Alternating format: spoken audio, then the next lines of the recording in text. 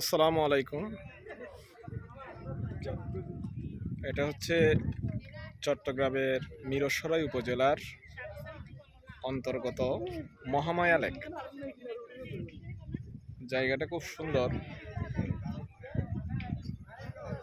এখানে ছোট ছোট নৌকা আছে, আপনারা চাইলে নৌকাও নিতে পারেন,